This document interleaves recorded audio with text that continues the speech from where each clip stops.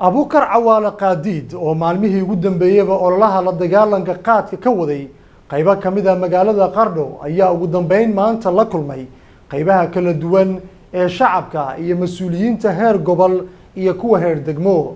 Maxamuud Nadiif Shire ayaa warbixintan magaalada Qardho inooga soo diray. Abuukar Cawaale Qaadiid oo maalmihii la soo dhaafay ku sugnaa magaalada Qardho kana waday olole looga hortagayo qaadka laguna wacyigelinayo bulshada ayaa kulan la qaatay maamulka dawladda ee heer gobol iyo mid degmo. qaybaha kala duwan ee bulshada sida culimo u diin aqoon-yahan dhalinyarada jaamacadaha abwaanada iyo haweenka ayaana si weyn uga soo qayb galay kulankan oo ka dhacay hoolka Safari. ajandaha kulanka ayaa diiradda lagu saarayay sidii bulshadu qayb weyn uga noqon lahayd joojinta qaadka iyo sidii loo sameyn lahaa wacyigelino bulshada looga digayo dhibaatooyinkiisa.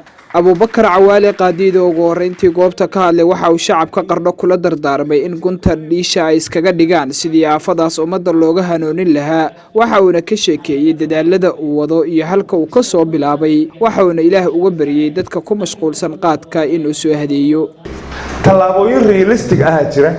Qardho iyada og sidii boogaheeda u dhayn lahayd. Marka waxaan idin leeyahay reer Qardho walaalayaalow caawa yeysan naga noqon. waxaan jecelahay halkan in caawa gudoomiyaha gobolkuna waa looga joogaa caawa in looga dhawaaqo waxbarashaduna arrintaas waa nala qabtaa. waddankeenu wuxuu leeyahay Puntland waxay leedahay maalinta farxalka, maalinta hargabka, maalinta FGM-ka, maalinka kan waa maalmo dad noo keenay. Qardho way awoodaa inay iyadu goosato maalinta wacyigelinta qaadka ee magaalada Qardho. gudoomiyaha waa nala joogaa caawa inay taas halka ka soo baxdaan jecelahay insha Allah. waxaan jecelahay inay guddiga iyo odayaasha iyo culimadu ay arrintan follow up sameeyaan oo guddi loo saaro oo arrintan la sii riixo oo la arko bal wixii laga qaban karo laakiin marna aan la dhaylsan oo aan laga soo qaadin waxba yahay. qaar ka mid ah dadkii ka soo qayb galay oo dhankooda goobta ka hadlay waxay isla qireen in qaadku dhibaato caafimaad mid dhaqaale iyo mid bulshaba u geystay kaalintoodana ay ka qaadan doonaan sidii looga hortagi lahaa. markii uu horeysay oo Abuukar uu yimaado magaalada horeyna waa u yimi barnaamijyada waa ka jeediyay hadeertana waxa weeye insha Allah bal wuxuu la kulmay iyo waynu la wadaagaynaa.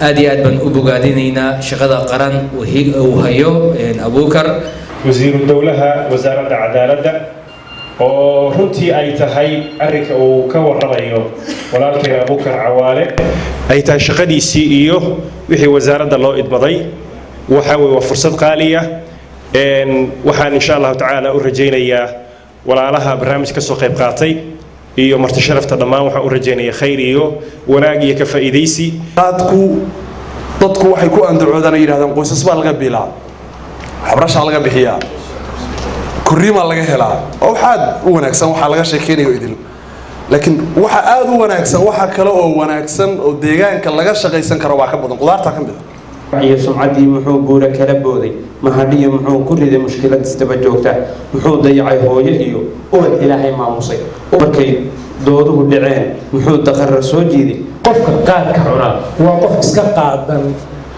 waxa qaatay qaad baa qaatay sidoo u soo dhigaana waa adag tahay markuu dadka ku dhex jiro qofka qaadka cuna waa qaadayna qofka kuma sugi karo hal mas'uultu leeyahay seef la bood buu leeyahay miyirkiisu ma dhameystira cidda uu maanta dadaalka ku wado oo dadaalka ku badbaadinayo waa jiilasha dambe ee mustaqbalka dalkan iyo dadkan anfacooda leh.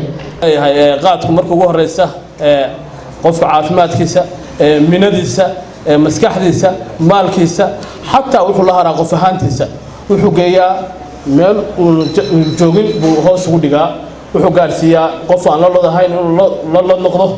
gudoomiyaha gobolka Karkaar Siciid Maxamed Faahiye iyo wasiiru dawlaha wasaaradda cadaaladda Puntland Ilyas Cabdi oo gabagabadii ka hadlay waxa ay sheegeen in dawladdu ay wado dadaalo lagu yareynayo qaadka ugu dambeyn la rabo in la joojiyo balse ay u baahan tahay qorshe iyo waqti dheer.